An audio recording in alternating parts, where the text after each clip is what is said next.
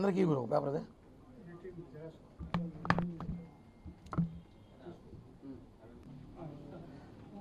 ఈరోజు మనం చూస్తున్నాం ఈ రాష్ట్రంలో ఎన్నికల వారమైనా కూడా ఎన్నికల ముందు కన్నా ఇంకా ఎక్కువ హడావిడి, ఎక్కువ గొడవలు, ఎక్కువ రౌడీయిజం, ఎక్కువ దాడులు రకరకాలుగా ఈ రాష్ట్రంలో చూస్తుంటే అసలు ఇంకా వారం తర్వాత రిజల్ట్ వచ్చాక ఈ రాష్ట్రం పరిస్థితి ఏంటి అనే విధంగా చర్చానీయాంశంగా బ్రేకింగ్ న్యూస్, ఎప్పుడు ఏ బ్రేకింగ్ వచ్చి తెలియని పరిస్థితుల్లో ఆంధ్ర రాష్ట్ర ప్రజలు ఉన్నారు, ఆంధ్ర రాష్ట్రం ఉంది.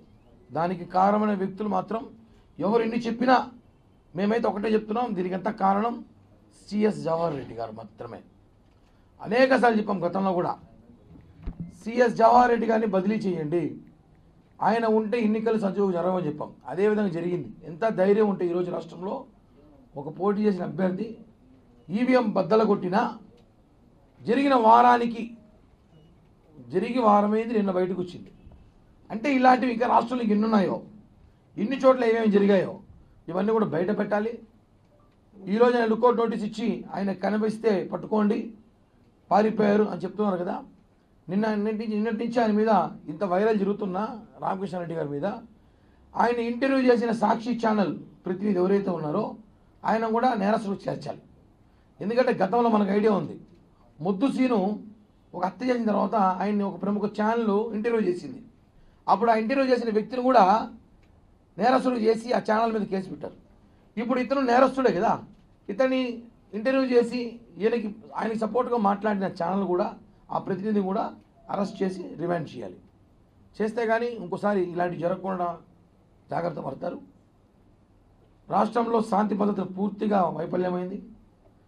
మేము ఒకటి అడుగుతున్న ఎలక్షన్ కమిషనర్ ఈరోజు లెటర్ రాస్తున్నాం, లెటర్ రాసాము కూడా. ఈ లెటర్ని ఫ్యాక్స్ ద్వారా పంపించాము, పోస్ట్ కూడా చేశాము ఢిల్లీ ఎలక్షన్ కమిషన్ గారికి. మేము ఏమడుగుతున్నామంటే, సార్ ఎందుకు సిఎస్ జవహర్ రెడ్డి గారిని వెనకేసుకొస్తుంది ఎలక్షన్ కమిషన్ అర్థం కావట్లేదు. ప్రజలు అయోమయంలో ఉన్నారు, ఆలోచనలో పడ్డారు. డీజీపీని మార్చారు, అధికారులు మార్చారు, పోలీస్ అధికారులు మార్చారు. వీళ్ళందరికీ బాస్ ఎవరు అంటే సిఎస్ఏ. ఆయన ఎందుకు మార్చలేకపోతున్నాం? ఆయనకన్నా గొప్ప చీఫ్ సెక్రటరీలు ఎవరు లేరా ఈ రాష్ట్రంలో? ఎవరు పరిపాలన చేయలేరా? మేమేమంటున్నామంటే, జనసేన పార్టీ తరఫున చీఫ్ సెక్రటరీ జవహర్ రెడ్డి గారిని ఇమ్మీడియట్లీగా బదిలీ చేయాలి. లేకపోతే ఈ రాష్ట్రంలో రేపు జరగబోయే 4వ తేదీ పోలింగ్ ఏదైతే జరిగిన పోలింగ్ కౌంటింగ్ ఉందో ఈ కౌంటింగ్ అన్నీ కూడా తారుమారే అవకాశం ఉన్నాయి. ఏజెంట్లు బూత్కు రానకుండా, పోలింగ్ స్టేషన్కి రాకుండా ఉండే అవకాశం ఉంది. కౌంటింగ్ స్టేషన్కి అభ్యర్థులు పోనీయకుండా చేయాలని అవకాశాలు ఉన్నాయి. కేసులు పెట్టాలని ప్రయత్నిస్తున్నారు, మాకు సమాచారం ఉంది. మీరు అర్థం చేసుకోవాలి. 43,000 పోలింగ్ కేంద్రాలు ఉంటే 34,000 పోలింగ్ కేంద్రాలు సీసీ కెమెరాలు పెట్టారంటే ఈ రాష్ట్రంలో బీహార్ కన్నా దారుణమైన పరిస్థితులు ఉన్నాయని చెప్పి కూడా మేము చెప్తున్నా. ఈరోజు మీకు తెలుసు కదా, ఎలక్షన్ కమిషన్ సీరియస్గా తీసుకొని జవహర్ రెడ్డి గారిని బదిలీ చేయకపోతే ఈ రాష్ట్రంలో రేపు కౌంటింగ్ ప్రశాంతంగా జరగదు.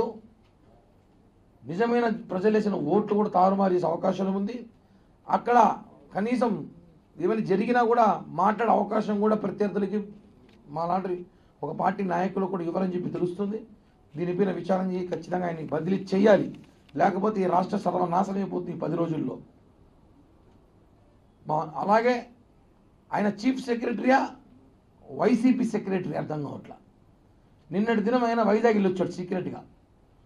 ఒక చీఫ్ సెక్రటరీ అయ్యుండి దొంగతనంగా వైజాగ్ వెళ్ళాల్సిన అవసరం ఏముంది? ఆయన వైసీపీ కార్యకర్తలా పనిచేస్తున్నాడు. ఇంకా ఎలక్షన్ కోడ్లో కూడా ఇంకొక 10 రోజుల్లో కూటమి ప్రభుత్వం రాబోతా ఉంది, మా ప్రభుత్వం. కానీ ఆయన నిన్నటి దినం దొంగతనంగా వైజాగ్ వెళ్ళి జగన్మోహన్ రెడ్డి ప్రమాణ స్వీకారం చేయబోయే సభాస్థలాలను చూసుకొని వస్తారని చెప్పి వెళ్ళొచ్చాడంట. పిచ్చిలో ఉన్నారా, భ్రమలో ఉన్నారా?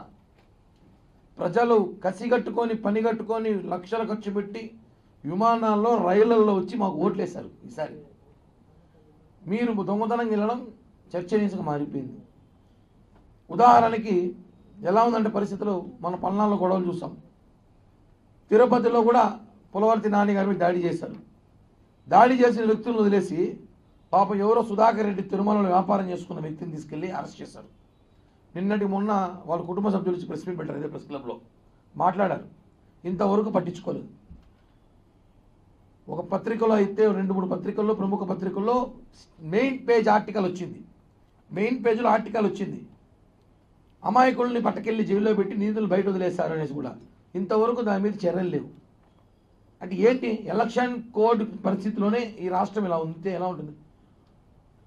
పి సుధాకర్ రెడ్డిని అరెస్ట్ చేయాల్సింది పోయి అతను బుల్లెట్ తగిలి చెన్నై హాస్పిటల్లో ఉన్నాడంటే చెప్పండి, ఎవరో ఒక అమాయకుని పట్టుకొచ్చి 10వ తేదీ జరిగిన గొడవని స్టేషన్ రమ్మని పిలిపించి వాడిని కొట్టి చిత్రహింసలు పెట్టి సుధాకర్ రెడ్డిని అతన్ని మీరు లోపల పెట్టడం కరెక్ట్ కాదు.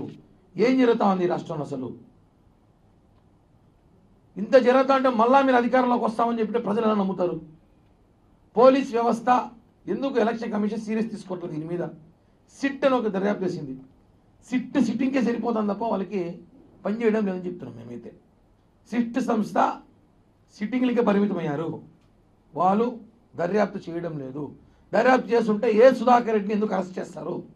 పి సుధాకర్ రెడ్డిని ఎందుకు వదిలేస్తారు? ఇవన్నీ కూడా మాట్లాడాల్సిన అవసరం ఉంది. ఈ రాష్ట్రంలో అనేక సమస్యలు, అనేక దౌర్జన్యాలు, అనేక దాడులకి కారణమైన ఒకే ఒక boss chief secretary Jawahar Reddy గారు మాత్రమే. ఆయన్ని బదిలీ చేయాలని చెప్పి జనసేన పార్టీ తరఫున ఈరోజు మేము ఫ్యాక్స్ పంపించాం, పోస్ట్ కూడా చేస్తున్నాం, మీడియా మిత్రులకు కూడా ఇచ్చాం, కేంద్ర ఎలక్షన్ కమిషన్కే పెడుతున్నాం. ఎందుకంటే ఇక్కడ పెట్టడం కరెక్ట్ కాదని కేంద్రానికే పెడుతున్నాం. మీ మీడియా ద్వారా కూడా ఈ విషయాన్ని ఎంత త్వరగా ఎలక్షన్ కమిషన్ చూసి చేరితే ఖచ్చితంగా ఆయన బదిలీ అయితేనే ఈ కౌంటింగ్ ప్రశాంతంగా జరుగుతుందని చెప్పి కూడా మేము తెలియజేస్తున్నాం.